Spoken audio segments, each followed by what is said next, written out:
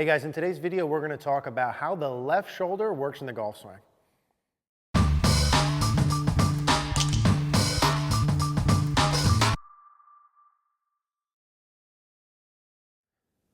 right guys, so let's talk about how the left shoulder works in the golf swing. Now, before we dive in here, I want to talk to you guys quick again here about how I can help you guys get better at golf. You know, I've been talking about the two things that I've found over the past decade or so are really important for you to expedite the process of improvement. One of them is working with me or someone like me on your golf game so I can give you feedback, right? Tailored specifically for you, what you should be doing. That's part number one. And the second part is the need for feedback in some way, shape, or form. So that's what Cogorno Golf is all about. I'm trying to give you guys ways for me to interact with you, give you specific feedback, expedite the process. So check it out. The link will be in the description down below, cogornogolf.com. Just check it out and look at it. We have a Facebook group that's going now with a lot of people posting their swings. I'm giving them feedback. We're seeing a lot of improvement. Do me a favor, do yourself a favor, and check that out. That aside, what I want to talk to you guys about today is how the left shoulder works in the golf swing.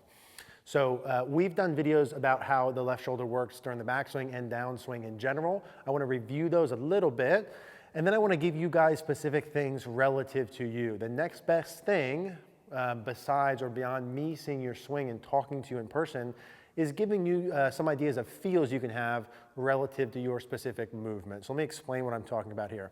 How does the left shoulder work in the swing?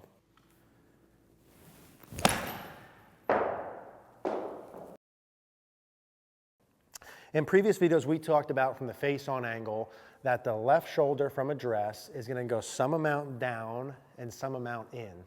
Now, I gave the checkpoint that the left shoulder, by the time we get to the top of the swing, is going to be somewhere along the lines of the sternum location. So if I took my setup and you kind of marked my sternum location, the left shoulder should go down and in to the point where it's at or just past my sternum location. We used Adam Scott as that example, and that's what I'm looking for during the backswing, right? We said from this side that the shoulders are gonna tilt about 90 degrees to a spine, or kind of make a right angle for my spine. So during your backswing, are you trying to get your shoulders to turn flat and move way off to the right? No, right? Clearly the good ball strikers do not do that. They turn and stay somewhat centered when they turn, and in order to do that, the left shoulder has to work downward, if that's a word. So hopefully we're all clear on what that looks like. Left shoulder down and in, left shoulder down and in when you go back. If you are watching this and you have a flat shoulder turn like me, okay, my whole life, I make a backswing where my shoulders turn too flat. So if I turn too flat and I know that I need to get to here, what am I gonna need to feel in order to do that? I'm gonna need to feel like my left shoulder goes even more down than that checkpoint, okay? If I'm on the wrong side of a checkpoint, I'm too flat, I know that my left shoulder needs to go down. I need to feel like it goes way down. So when I'm doing these videos and I look at it, for my swing to look normal during my backswing, you guys you don't know this, but my left shoulder feels like it goes way down when I go back. That's what you need to feel. If you're someone who goes way down when you go back and you're on the wrong side of a checkpoint, if you're this way when you go back, what would you need to feel? Well, you don't need to feel more down, right? What you would need to feel is more level. Well, Eric, you're not supposed to be level. I don't want you to be level.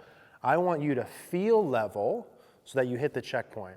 For me, when I turn too flat, I need to feel really far down just to get to, that probably didn't even look that far down because that's what I need to feel just to get to level. Does that make sense? The whole point of these videos we're putting out for the past several months is give you a checkpoint. You need to feel as far as you need to hit that checkpoint. So that's the backswing part of this. If I go ahead and hit one, our normal thing now is like 5 minutes in. I think we got a little bit better than that. That's what you should be looking for when you watch yourself, is where does your left shoulder go during the backswing? Am I getting about to my sternum, and is it about 90 degrees to my spine angle? So if I hit one, and side note, I'm gonna feel like it goes down a lot, but it's probably not gonna look different than normal. That would be the checkpoint during my backswing. So if I didn't tell you that, you probably would have never known. Mary behind the camera might not even know that I've been doing that the whole time. That's the point of this. The feels, what you feel internally and what you actually do are two drastically different things. So that's the backswing.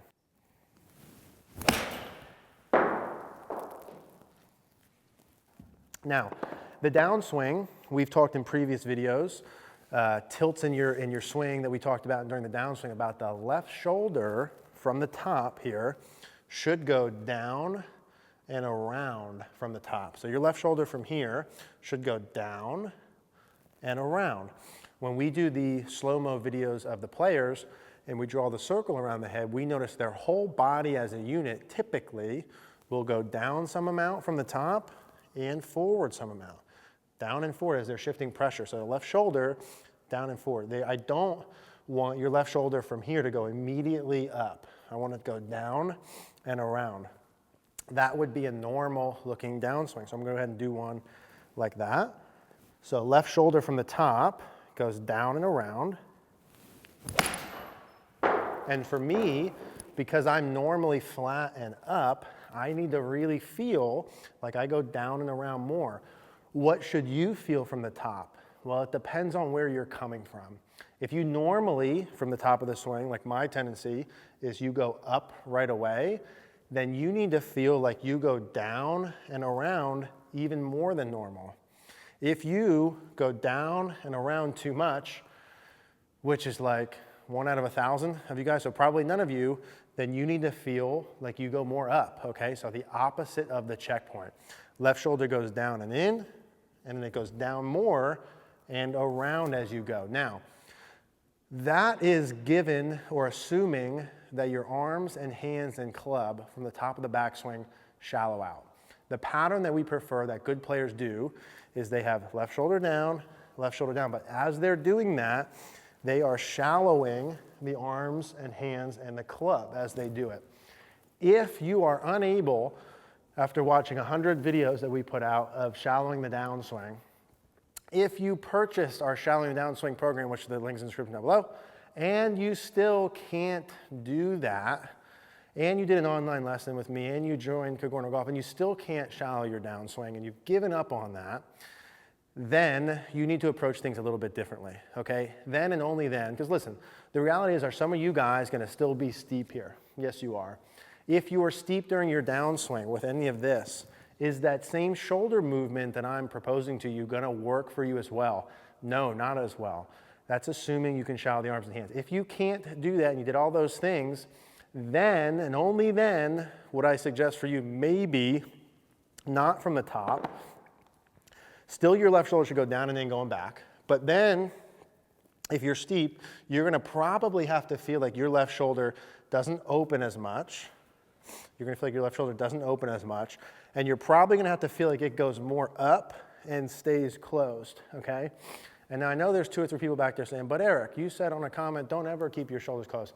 I don't think you should, okay? I think you should learn to shallow your arms and hands.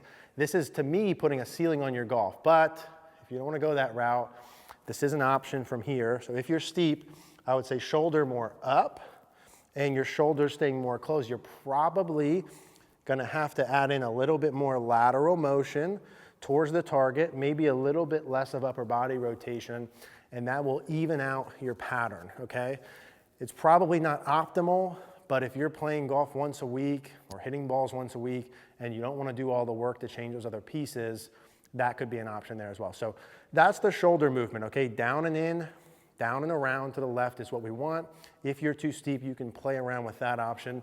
Just some general shoulder feels. I hope that that all makes sense. Remember, wherever you are relative to the checkpoint, you need to feel the opposite as much as you need to until you hit the checkpoint. If you give yourself feedback, you'll be able to do that. So hope that makes sense. If you guys have any questions, leave a comment down below. Hey guys, thanks for watching. If you guys liked the video, please do me a favor, click the like button down below.